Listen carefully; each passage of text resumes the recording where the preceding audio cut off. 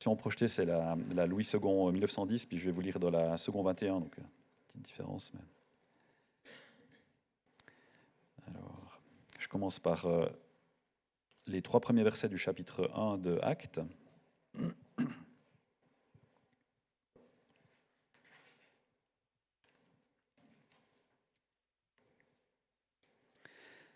Cher Théophile, dans mon premier livre, j'ai parlé de tout ce que Jésus a commencé de faire et d'enseigner, jusqu'au jour où il a été enlevé au ciel, après avoir donné ses ordres par le Saint-Esprit aux apôtres qu'il avait choisis. Après avoir souffert, il se présenta à eux vivant et leur en donna de nombreuses preuves. Pendant 40 jours, il se montra à eux et parla de ce qui concerne le royaume de Dieu. Ensuite, les 4 premiers versets du chapitre 1 de Romains.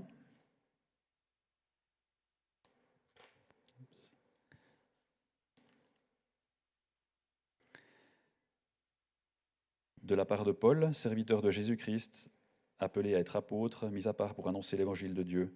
Cet évangile, Dieu l'avait promis auparavant par ses prophètes dans les Saintes Écritures.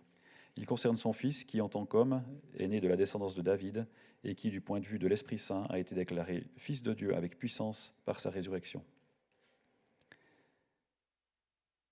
Jésus-Christ, notre Seigneur. Et enfin, je lis Jean, chapitre 19, verset 38, jusqu'à chapitre 20, verset 20.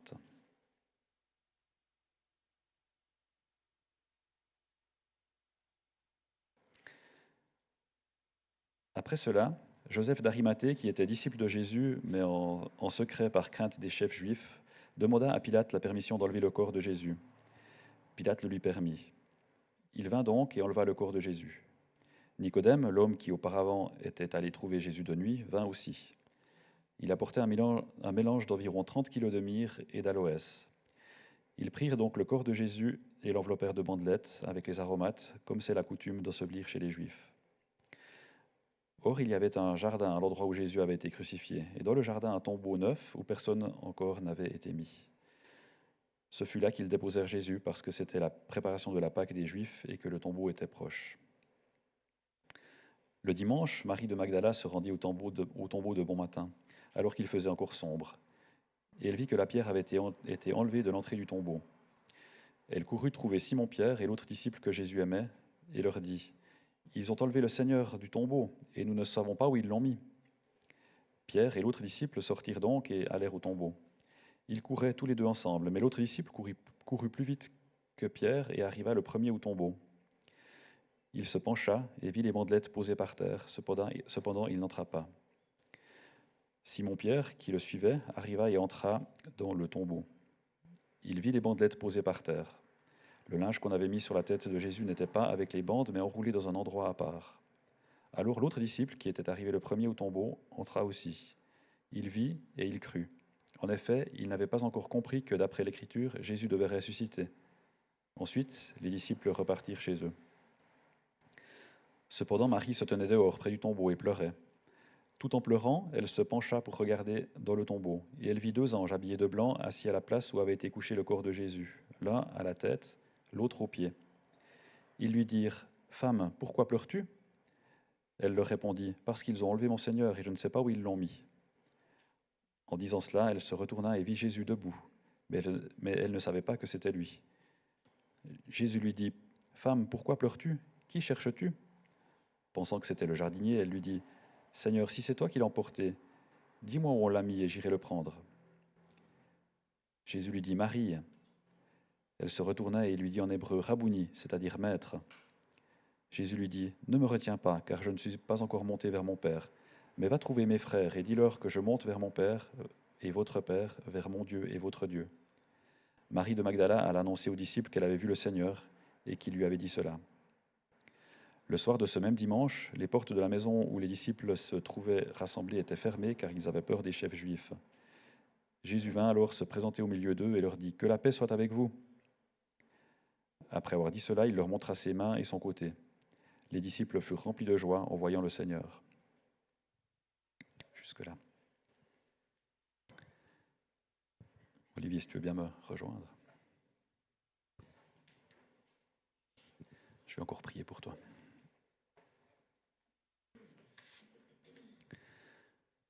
Bien, Seigneur, je te remercie pour Olivier qui nous apporte la parole de ta part ce matin. Seigneur, je te prie de le bénir, de lui donner ta paix, de lui donner toute autorité pour nous enseigner. Et je te prie aussi de nous rendre réceptifs à ce que tu veux nous enseigner ce matin, s'il te plaît. Amen.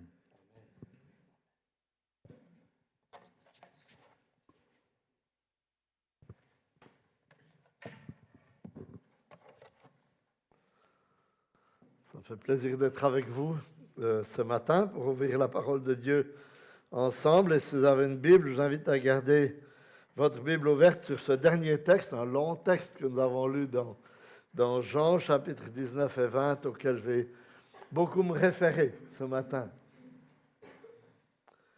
Quels ont été les derniers mots de Jésus sur la croix avant de remettre son esprit à son Père et de mourir? Dans Jean 19, verset 30, il est dit, Jésus dit, tout est accompli. Puis il baissa la tête et rendit l'esprit. Tout est accompli, c'est un seul mot grec qui vient du langage commercial, tétélestai, et qui veut dire c'est payé. Si vous alliez au marché à l'époque, que vous achetiez 1 kilo de carottes, une fois que vous aviez donné l'argent au marchand, il vous disait tétélestai. C'est payé, c'est en ordre, on est quitte. Alors, qu'est-ce que Jésus veut dire en utilisant ce mot juste avant sa mort? Tétélestai, et puis il rend l'esprit. Il voulait dire qu'il a payé. Payé quoi? Payer le prix de notre rachat, le prix de notre pardon, pour que nous puissions être réconciliés avec Dieu. Il nous dit par ce seul mot que, en fait, son œuvre est achevée et qu'il n'y a rien que nous puissions ajouter à ce que Jésus a fait pour être, on pourrait dire, davantage réconciliés avec Dieu. Mais est-ce que cette œuvre de Jésus aurait pu être efficace si Jésus n'était pas ressuscité 3 jours plus tard? Qu'est-ce que vous en pensez? Non. Non. Pourquoi? Au moins pour 2 raisons. Parce que Jésus avait annoncé sa résurrection à plusieurs reprises pendant son ministère. Et s'il l'avait annoncé et qu'elle n'avait pas eu lieu, quel est le problème? Le problème, c'est que Jésus est osons le dire, un menteur. S'il a annoncé sa résurrection et qu'elle n'a pas eu lieu. Et s'il est un menteur, il est un pécheur, comme nous. Et s'il est pécheur, qu'est-ce que ça implique pour notre salut? Cela implique qu'il n'a pas pu mourir à notre place. Pourquoi? Mais parce qu'il a dû mourir pour ses propres péchés. Si je suis moi-même endetté, la banque ne va pas accepter que je paye votre dette. Elle va dire, occupe-toi d'abord de la tienne. Quand tu auras payé la tienne, tu pourras peut-être t'occuper de celle des autres. Vous voyez? Donc, si Jésus n'est pas ressuscité, il a dû mourir pour ses propres péchés. Et rien n'est réglé pour nous dans notre relation avec Dieu. Puis, deuxième raison, c'est parce que c'est la résurrection qui atteste que Jésus est vraiment le Fils de Dieu, que son œuvre est acceptée, qu'elle est approuvée par le Père. C'est ce que Paul nous dit au début de Romains, chapitre 1er, le texte qu'on a lu, qu'Yvan a lu tout à l'heure, versets 2 et 3. Cet évangile, Dieu l'avait promis auparavant par ses prophètes dans les Saintes Écritures. Il concerne son Fils, né de la postérité de David selon la chair, et, écoutez bien, déclaré Fils de Dieu avec puissance selon l'Esprit de sainteté par sa résurrection d'entre les morts. Il fallait que Jésus ressuscite d'entre les morts. En fait, vous voyez, sa résurrection était aussi importante que sa mort. Parce que sa mort n'aurait pas pu être efficace si Jésus n'était pas ressuscité. Si la résurrection n'a pas eu lieu, tout l'évangile s'écroule. C'est ce que Paul nous dit dans 1 Corinthiens au chapitre 15, versets 17 à 19. Si Christ n'est pas ressuscité, votre foi est vaine. Vous êtes encore dans vos péchés. Et ceux qui sont morts en Christ sont perdus. Si c'est dans cette vie seulement que nous espérons en Christ, nous sommes les plus malheureux de tous les hommes. Si la résurrection a eu lieu, nous sommes les plus heureux. Si elle n'a pas eu lieu, nous sommes les plus malheureux. Voilà pourquoi ce matin, alors qu'on est encore un peu dans la période de Pâques, pas très loin de Pâques, j'aimerais que nous réfléchissions ensemble à la réalité de la résurrection corporelle de Jésus. Alors qu'aujourd'hui, beaucoup pensent qu'il s'agit d'un mythe, d'un beau conte de fées qui n'a jamais eu lieu. J'entendais encore sur la télévision il n'y a pas longtemps quelqu'un qui parlait de la résurrection comme d'un mythe chrétien. Est-ce qu'il y a la question qu'on doit se poser, nous en tant que chrétiens, c'est est-ce que c'est un mythe ou est-ce qu'il y a des preuves sur lesquelles notre foi peut s'appuyer comme quoi la résurrection de Jésus a vraiment eu lieu? Qu'en dit Luc au début du livre des Actes? Il écrit à son ami Théophile et il lui dit: c'est à eux, aux disciples, qu'avec plusieurs preuves, il se présenta vivant après avoir souffert et leur apparut pendant 40 jours en parlant de ce qui concerne le royaume de Dieu. Luc était conscient et convaincu que Jésus avait donné des preuves de sa résurrection. Et ce matin, j'aimerais qu'on considère, à partir de ce texte de Jean 19, 38 à Jean 20, verset 20, 4 preuves concernant la résurrection corporelle de Jésus-Christ. D'abord, première preuve, le tombeau était vide. Le dimanche matin, les femmes se rendent au tombeau. Et Jean ne parle que de Marie-Madeleine, mais les autres évangiles déclarent qu'elles étaient plusieurs. Et qu'en chemin, elles discutaient entre elles et elles parlaient du problème qu'elles allaient rencontrer. Rouler la pierre. Elles disaient, comment est-ce qu'on va faire pour rouler cette grosse pierre? Et surtout aussi, pour la rouler, il fallait briser un sceau romain. Et briser un sceau romain, ça était passible de la peine de mort. Donc elles se disent, comment on va faire pour pouvoir avoir accès au corps de Jésus? Mais que découvrent-elles lorsqu'elles arrivent au tombeau? Verset 1er nous dit de Jean 20, le premier jour de la semaine, Marie-Madeleine se rendit au tombeau dès le matin, comme il faisait encore obscur. Et elle vit que la pierre était enlevée du tombeau.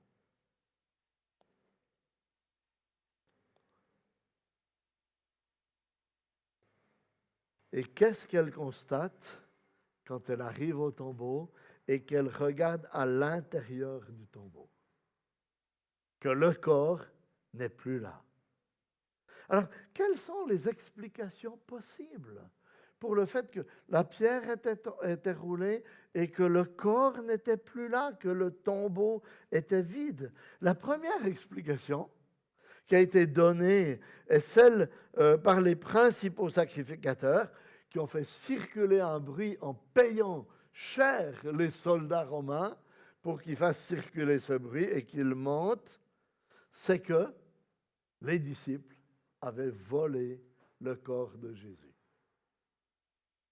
Est-ce que c'est possible? Non? Pourquoi? Mais parce qu'une garde romaine, vigilante et bien armée, était là devant le tombeau, qu'elle avait été mise là justement pour éviter que les disciples puissent voler le corps de Jésus. Parce que c'est de ça que les chefs des Juifs avaient peur.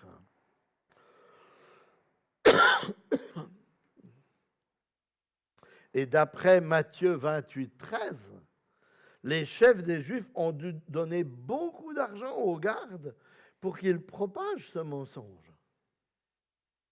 Et de toute façon, si vous pensez, si vous réfléchissez aux disciples, est-ce que vous pensez qu'ils étaient en état de braver une telle garde romaine pour voler le corps de leur Seigneur?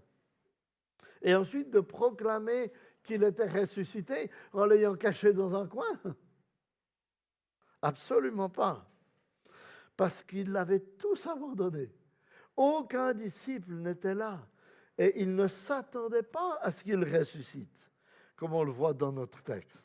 Il a fallu qu'ils soient convaincus par des preuves pour être sûrs que Jésus était ressuscité. Donc la première explication ne tient pas. Alors peut-être, deuxième explication, que c'était les Juifs ou les Romains qui avaient déplacé le corps pour le mettre en lieu sûr. C'est ce que semble penser Marie-Madeleine. Quand elle arrive au tombeau, au verset 2, à la fin du verset 2, elle dit « On a enlevé du tombeau le Seigneur et nous ne savons pas où on l'a mis. » Voilà une bonne explication. Est-ce que c'est possible? Non. Parce que si les Juifs ou les Romains avaient eu le corps de Jésus, qu'est-ce que vous pensez qu'ils auraient fait lorsque les disciples ont commencé à prêcher qu'il était ressuscité? Ils auraient tout simplement montré son corps. Ils auraient dit, hey, arrêtez de dire des histoires pareilles. Regardez, le corps est là, nous l'avons. Et ça aurait été l'argument définitif qui aurait clos totalement le débat. Mais pourquoi est-ce qu'ils ne l'ont pas fait? Parce qu'ils n'avaient pas le corps de Jésus. Alors, est-ce qu'il y a encore d'autres explications possibles? Beaucoup de personnes ont cherché des explications pour nier la résurrection de Jésus-Christ. C'est la clé de l'Évangile, la résurrection de Jésus-Christ. C'est pourquoi les gens se déchaînent à nier cette réalité. Certains disent que le tombeau était vide parce que Jésus n'était pas vraiment mort, qu'il était seulement un peu anesthésié et que le froid de cette caverne l'a réanimé. Qu'est-ce que vous en pensez? Il faut beaucoup de mauvaise foi pour inventer une histoire pareille, n'est-ce pas?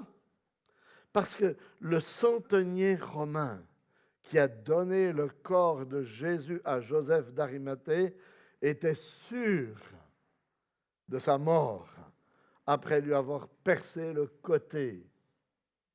Et puis aussi parce qu'ensuite, Joseph et les femmes ont touché le corps de Jésus pour commencer à l'embaumer, à mettre les bandelettes autour de son corps. Et s'il était seulement blessé ou anesthésié, elle s'en serait tout de suite rendue compte. Parce qu'il n'aurait pas été froid et rigide comme le corps d'un mort. Et enfin, parce que si Jésus s'était réveillé tout seul, là, dans le froid du tombeau, après un tel supplice, est-ce que vous pensez qu'il aurait eu la force de rouler la pierre de l'intérieur, puis de marcher 10 kilomètres avec les disciples d'Emmaüs comme un homme en pleine forme? Non, il aurait été vacillant, il aurait cherché de l'aide à proximité. Enfin, certains donnent une quatrième explication. Les femmes, dans leur émotion, se sont tout simplement trompées de tombeau. Mauvaise adresse.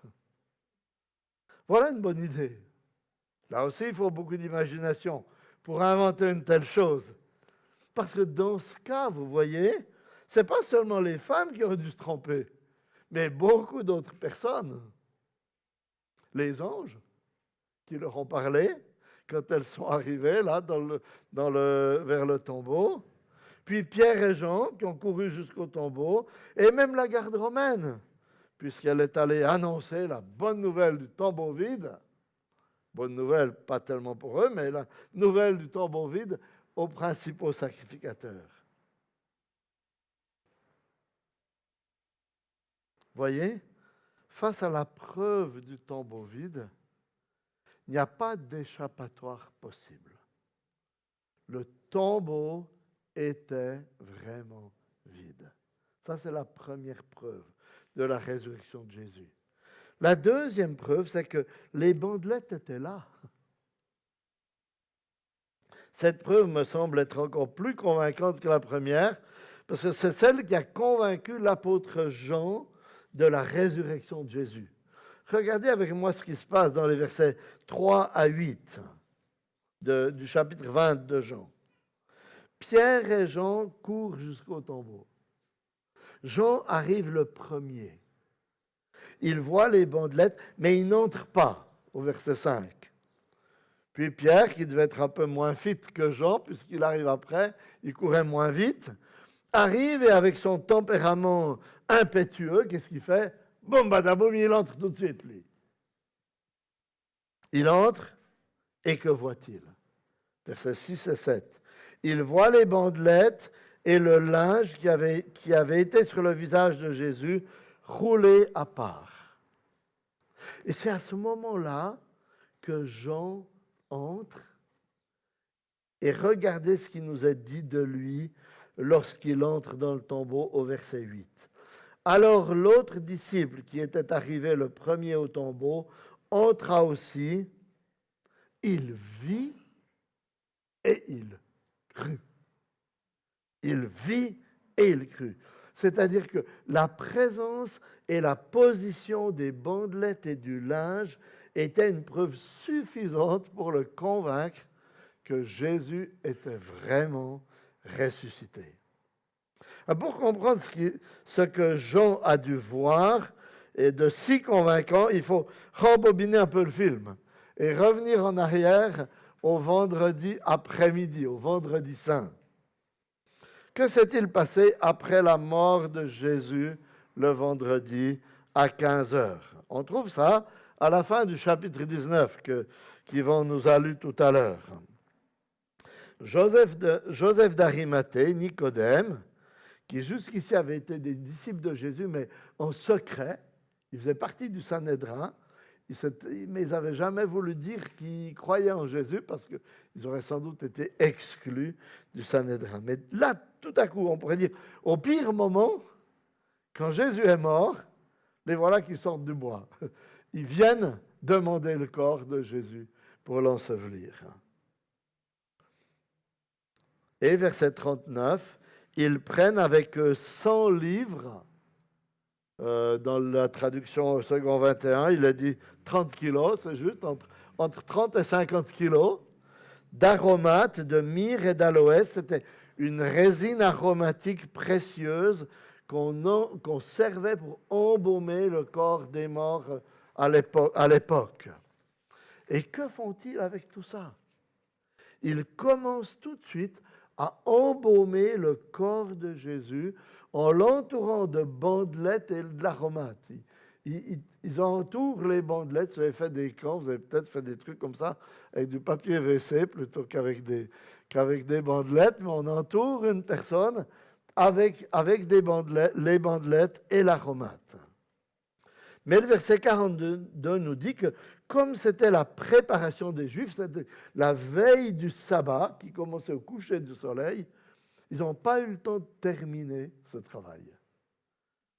Et ils se sont dit, bon, on a le temps de toute façon, hein, à mort, il va pas partir, on aura le temps de finir le travail après le sabbat. Et en fait, c'est exactement ce que les femmes allaient faire en se rendant au tombeau le matin du premier jour. Elles avaient pris encore des aromates supplémentaires pour continuer le travail. Donc, quand vous pensez au corps de Jésus dans le tombeau, vous devez vous imaginer qu'il était entouré d'une 50aine de kilos ou d'une 30aine de kilos de bandelettes et d'aromates autour de son corps qu'il tenait serré, coincé dans les bandelettes. Et que constatent Pierre et Jean quand ils entrent dans le tombeau, versets 6 à 8, c'est que le corps n'est plus là, mais les bandelettes sont là. Je ne sais pas si vous voyez le problème. Est-ce que vous avez déjà vu un voleur qui prend la peine d'enlever les emballages cadeaux dans la bijouterie avant de partir avec les bijoux volés? Non, il ne fait jamais ça. Il prend tout et puis il enlève les emballages plus tard. Et si le corps de Jésus avait été volé, c'est ce qui se serait passé. Les bandelettes n'auraient plus été là, mais elles étaient là. En fait, on doit imaginer que ces bandelettes étaient là un peu comme une chrysalide vide. Qu'est-ce qu'une chrysalide vide vous dit? Elle vous dit, un papillon est né. Un papillon est né. Et c'est exactement ce qui a dû se passer avec ces bandelettes pour Jean et Pierre. Ces bandelettes devaient être là, toujours enroulées, mais affaissées, parce que le corps n'était plus là. Et ils ont dû comprendre que le corps de Jésus, ou que Jésus, avait passé au travers des bandelettes, et qu'il était bel et bien ressuscité. Vous voyez, le tombeau vide et la présence des bandelettes sont des preuves que Jésus est vraiment ressuscité. Dans notre texte, on a une troisième preuve, c'est les apparitions de Jésus. Le Nouveau Testament mentionne au moins 10 fois où Jésus est apparu à des groupes très différents de personnes pendant les 40 jours qui ont précédé sa résurrection. Il y en a déjà 2 dans notre texte de Jean 20. Au verset 14 à 16, on voit que Jésus apparaît à Marie-Madeleine. Elle ne s'attend pas du tout à ça. Elle le voit, elle croit que c'est le jardinier. Et c'est seulement quand Jésus lui parle qu'elle reconnaît sa voix et qu'elle reconnaît que c'est vraiment le Seigneur. Puis dans les versets 19 et 20, il apparaît aux disciples qui sont fermés à clé dans une chambre haute par crainte des Juifs. Alors, est-ce qu'il pouvait s'agir d'hallucination peut-être? Non. Parce que pour halluciner, il faut s'attendre à ce que la chose se produise. Alors que Marie-Madeleine n'y croyait même pas en ayant Jésus devant les yeux. Et au verset 20, on voit que Jésus prend un soin tout spécial à montrer ses mains et son côté aux disciples pour qu'ils comprennent que ce n'est pas juste un fantôme, mais que c'est bel et bien lui, dans son corps, meurtri, cloué sur la croix, qui est là. Ailleurs, on voit même qu'il mange un morceau de pain et du poisson pour prouver qu'il est bel et bien ressuscité corporellement. Et dans Jean 15, au verset 3 et suivant, c'est une épître, pas dans Jean 15, dans 1 Corinthiens 15, au verset 3 et suivant, une épître qui a été écrite par l'apôtre Paul autour de l'an 55 de notre ère, c'est-à-dire à peu près 20 ans après la résurrection de Jésus. Paul fait allusion à de nombreux témoins oculaires encore vivants au moment où il écrit sa lettre. Voilà ce qu'il dit. Christ est mort pour les péchés selon les Écritures. Il a été enseveli. Il est ressuscité le 3e jour selon les Écritures. Il a été vu par Céphas, puis par les 12. Ensuite, il a été vu par plus de 500 frères à la fois, dont la plupart sont encore vivants et quelques-uns sont décédés. Est-ce que vous comprenez ce que Paul nous dit ici? Il dit, 20 ans plus tard, si vous avez le moindre doute concernant la résurrection de Jésus, faites-moi signe et je vous donnerai plusieurs centaines d'adresses avec le numéro de téléphone, l'email et tout ce que vous voulez pour que vous puissiez aller vérifier que ces témoins-là ont vu Jésus ressuscité. Ainsi, les apparitions de Jésus pendant les 40 jours qui ont séparé sa résurrection de son ascension sont des preuves solides qu'il est vraiment ressuscité. Le tombeau était vide, les bandelettes étaient là, il est apparu à de nombreuses personnes pendant les 40 jours. Et la quatrième preuve, c'est la transformation des disciples. Je ne l'ai pas mentionné explicitement dans le texte, mais si vous réfléchissez à Jean, qui est l'auteur de ce passage de Jean 19, Jean 20, l'apôtre, vous vous rendez compte qu'il y a eu une transformation extraordinaire dans sa vie. Quand il écrit son évangile, on est autour de l'an 90 de notre ère, 60 ans après la résurrection de Jésus. Il est sans doute le dernier apôtre encore en vie. La plupart des autres ont été mis à mort parce qu'ils proclamaient la résurrection de Jésus. Et pourquoi alors est-ce qu'il a encore le courage d'écrire ces lignes et de savoir que sa vie est en danger en disant une chose pareille? Au chapitre 20, verset 31, il nous le dit, « Mais ceci est écrit afin que vous croyiez que Jésus est le Christ, le Fils de Dieu, et qu'en croyant, vous ayez la vie en son nom. » Qu'en croyant, vous ayez la vie en son nom. 60 ans plus tard, alors qu'il est vieux et que sa vie est encore en danger, Jean est tout aussi déterminé et même prêt à risquer sa vie pour ce message et proclamer la résurrection de Jésus-Christ dans le monde. Pourquoi?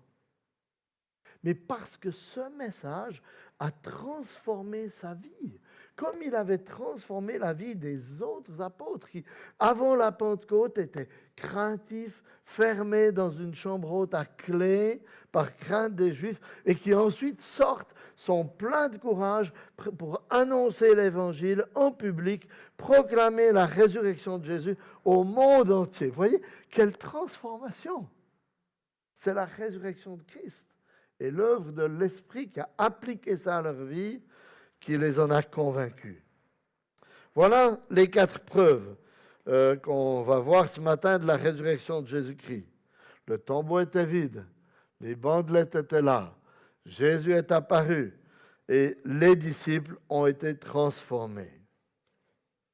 Si vous examinez ces preuves avec honnêteté, vous êtes obligés de reconnaître que Jésus est vraiment ressuscité. Je donne 3 témoignages de personnes qui ont fait cet exercice. Le premier s'appelle Simon Greenleaf. C'était un éminent professeur de droit à l'université de Harvard au 19e siècle. Le plus grand spécialiste en preuves légales de l'époque. Écoutez ce qu'il a dit après s'être penché sur les preuves qui sont là concernant la résurrection de Jésus-Christ. Voilà, je le cite. « C'est un fait historique. Donc quiconque examinerait les preuves honnêtement ne pourrait qu'être convaincu. » Le deuxième s'appelle Frank Morrison. C'est un homme de loi britannique non chrétien qui, dans la deuxième partie du XXe siècle, a entrepris d'écrire un livre pour prouver que la résurrection de Jésus n'a jamais eu lieu. C'est un mythe. Et que s'est-il passé? Plus il avançait dans son travail, et plus son scepticisme s'affaiblissait. À tel point que, pour finir, il est lui-même devenu chrétien.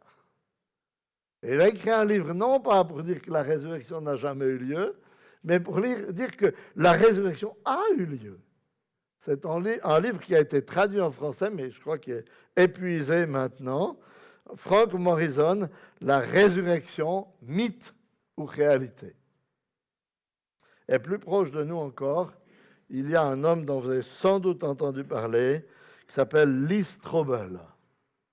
C'est un journaliste d'investigation américain, athée, convaincu et militant, qui, suite à la conversion de son épouse à Jésus-Christ, dans les années 80, a entrepris une enquête énorme, c'est un journaliste d'investigation, une enquête énorme pour interroger les plus grands spécialistes mondiaux en médecine légale, en droit, en psychologie, théologie, concernant la mort et la résurrection de Jésus-Christ.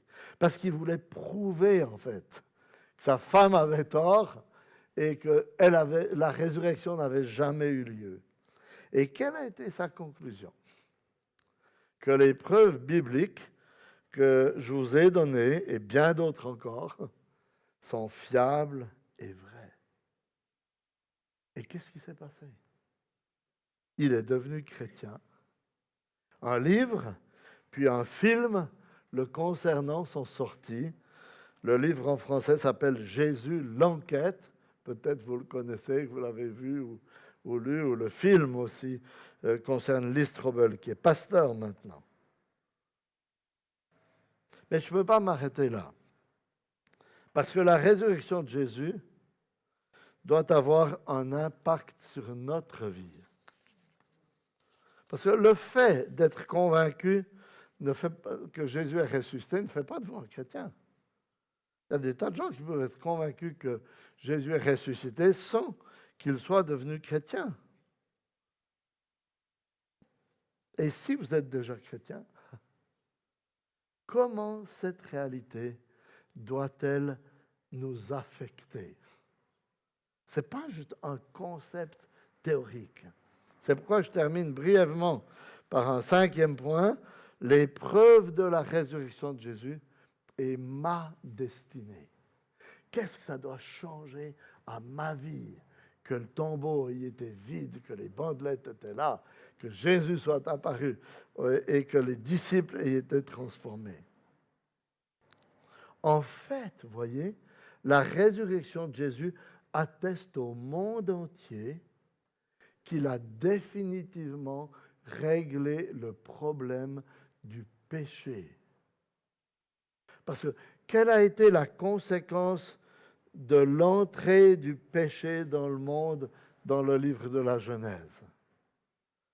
Dieu avait dit à Adam, le jour où tu en mangeras, tu mourras. Il en a mangé et il est mort. Alors, spirituellement, la relation avec Dieu a été coupée tout de suite et physiquement, il a commencé à vieillir. Il est mort seulement 800 ans plus tard, mais bon, ça c'était à l'époque, hein, c'était un peu différent d'aujourd'hui. Mais il a commencé à vieillir.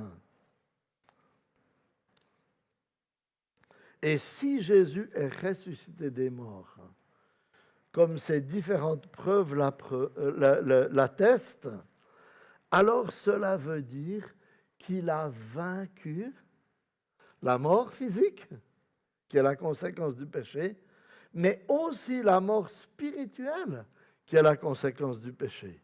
La rupture de la relation avec Dieu. Parce que s'est-il passé dans le temple de Jérusalem au moment où Jésus sur la croix a rendu l'esprit? Le voile du temple s'est déchiré. Le voile qui empêchait les hommes d'avoir un libre accès au trône de Dieu. À ce moment-là, il se déchire pour qu'on comprenne bien que parce qu'il a fait à la croix, le libre accès à Dieu est rétabli.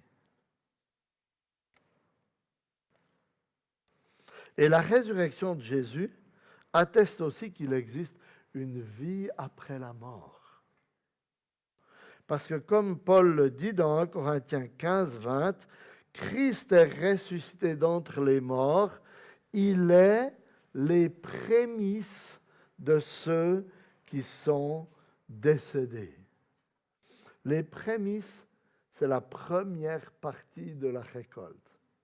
D'ici quelques semaines, vous allez avoir les premières fraises dans votre jardin.